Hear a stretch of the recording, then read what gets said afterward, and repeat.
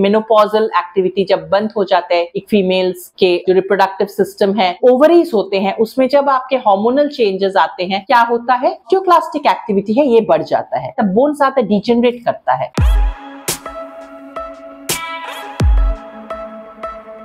नमस्ते, मैं डॉक्टर तहमीना, आपकी physio fitness and rehab expert. आज हम लोग एक स्पेशल टॉपिक के ऊपर बात करेंगे, ऑस्टियोपोरोसिस। हमको पता है बहुत सारे लेडीज ऑस्टियोपोरोसिस की बीमारी से सफर करते हैं, सोचते हैं कि ऑस्टियोपोरोसिस को कैसे दूर करें। डिफिकल्ट नहीं है, पहले आपको समझना पड़ेगा ऑस्टियोपोरोसिस है क्या चीज। ऑस्टियोपोरोसिस एक ऐसा कंडीशन है जिसमें हम लोग के जो नॉर्मल सेल है, बोनी सेल्स, वो सब डिजेनरेट कर जाता है और उसके जगह नए सेल्स फॉर्म करने लगते हैं। अब ये जो ऑस्टियोपोरोसिस है, ये कंडीशन में क्या होता है, जो हम लोग के नॉर्मल सेल्स जो डिजेनरेट करते हैं उसको बोलते हैं ऑस्टियोक्लास्टिक सेल्स, और जो सेल्स बनते हैं उसको बोलते हैं ऑस्टियोब्लास्टिक सेल्स। अब ये जो ऑस्टियोब्लास्टिक सेल्स है वो जब कम काम करना शुरू कर देता है, ऑस्टियोक्लास्टिक एक्टिविटी जब बढ़ जाता है, तब क्या होता है, ये जो बोन तैयार होना और जो डिजेनरेट होना, इसमें एक इम्बैलेंस हो जाता है। जब तैयार कम हो और डिजेनरेट ज्यादा करे, बोन के जो स्ट्रेंथ है वो कम होने लगती है, पोरस होने लगते हैं। नाम से ही सजेस्ट होता है कि पोरस मतलब ऑस्टियोपोरोसिस मतलब बोन्स के अंदर छोटे छोटे छेद हो जाते हैं, वो छेद धीरे धीरे बड़ा होना शुरू हो जाता है,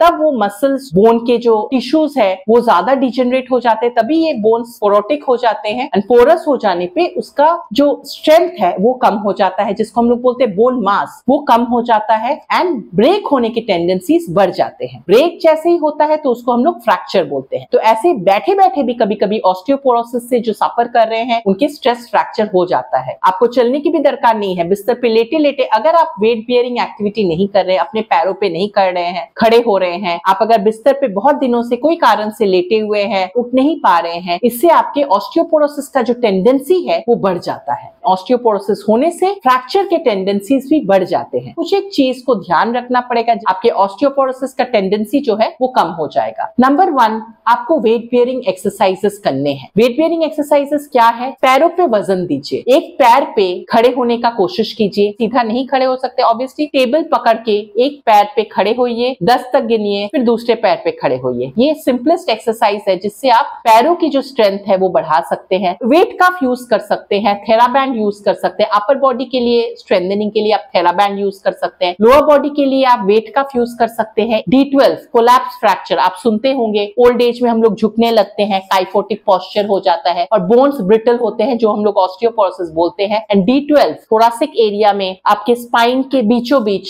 एक एरिया होता है जिसको हम लोग D12 एरिया बोलते हैं, उसमें भी फ्रैक्चर आ सकता है, कंप्रेशन फ्रैक्चर बोलते हैं, जो कि सिर्फ ऑस्टियोपोरोसिस से ही होते हैं। क्या चीज से हम लोग ऑस्टियोपोरोसिस को प्रिवेंट कर सकते हैं, हेल्दी डाइट आपका सही होना चाहिए। एक्सरसाइज के साथ साथ स्मोकिंग कर रहे हैं या अल्कोहल कंज्यूम कर रहे हैं, वो आप जितना कम करेंगे उतना आपका टेंडेंसी ऑस्टियोपोरोसिस का बेटर हो जाएगा। आपका जो बोन मास जो लॉस हो रहा है उसको आप कंट्रोल कर सकते हैं through stopping of cigarette and at the same time alcohol consumption को कम करके। डेयरी प्रोडक्ट्स जो आपको हेल्प करेगा build up your calcium in the level, because calcium की कमी से भी ऑस्टियोपोरोसिस होता है। मैग्नीशियम, फास्फोरस, कैल्शियम, ये सब की डेफिशिएंसी नहीं होने चाहिए। एंड मेन रीजन जो होता है वो है hormonal change in the body. कभी कभी ईस्ट्रोजन लेवल जो हम लोग, आप देखिएगा कि मेनोपॉजल एक्टिविटी जब बंद हो जाता है, एक फीमेल्स के जो रिप्रोडक्टिव सिस्टम है, ओवरीज होते हैं, उसमें जब आपके हार्मोनल चेंजेस आते हैं, क्या होता है, ऑस्टियोक्लास्टिक एक्टिविटी है ये बढ़ जाता है, तब बोन ज्यादा डिजेनरेट करता है। जो ऑस्टियोब्लास्टिक एक्टिविटी है वो कम होने लगता है, तो बोन फॉर्म नहीं कर रहा है बट आपके बोन डिजेनरेट होते जा रहे हैं। तो इसके वजह से एक्सरसाइज, डाइट, आपके प्रॉपर लाइफस्टाइल पे ध्यान दीजिए जिससे आप इसको कंट्रोल कर सके। इसके साथ साथ आप जो कर सकते हैं, जैसे स्टेरॉइड का कंजम्पशन है, वो आप अपने कंसल्टेंट के साथ बात करके, स्टेरॉइड अगर ले रहे हैं, एंटी सीजर कोई मेडिसिन ले रहे हैं, ये सब से भी आपके हार्मोनल चेंजेस आते हैं बॉडी में, बोन्स ब्रिटल हो जाते हैं, ब्रेक के टेंडेंसीज बढ़ जाते हैं। ये सबको आप कंट्रोल करने का कोशिश कीजिए जिससे आप ऑस्टियोपोरोसिस को कंट्रोल कर सकते हैं, उसके साथ साथ बोन्स को स्ट्रॉन्ग कर सकते हैं। Thank you.